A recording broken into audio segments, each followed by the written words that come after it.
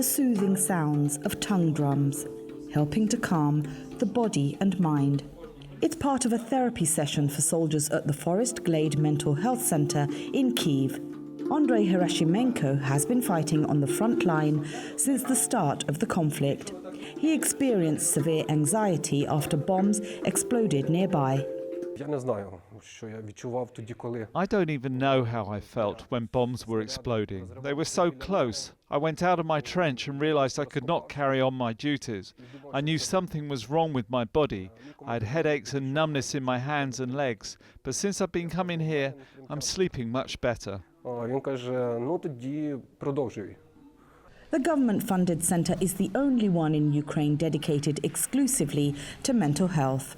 Its 220 patients display a range of symptoms, including PTSD, anxiety and depression, as well as despair and survivor's guilt. Doctors say they also suffer from the effects of blast waves, a sudden rise in air pressure followed by a sudden drop, caused by powerful explosions. The unique feature of our soldiers is post-concussion syndrome. It's a mild traumatic brain injury. For Ukraine, it's now a huge problem because almost everyone on the front line has experienced blast waves. All of them have psychological problems as a result.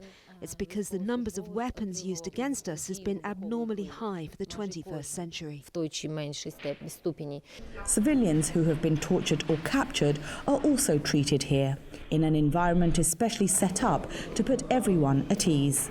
The centre takes a holistic approach to the way it treats its patients, combining conventional medicines such as tablets and injections with a whole range of alternative therapies, including pottery, acupuncture and yoga.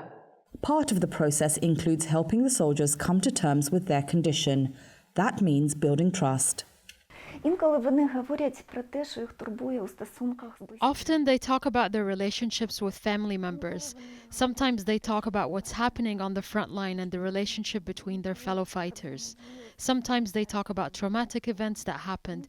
We find that if we focus on the specific topic that has disturbed patients the most, the stress levels start to drop. The treatment lasts 3 weeks and includes relaxing the patient's body, as doctors point out that trauma is concentrated inside the muscles. Those whose conditions improve return to the front line. For others, it's time to take up more leisurely pursuits. Shamin Chaudhry, CGTN, Kyiv.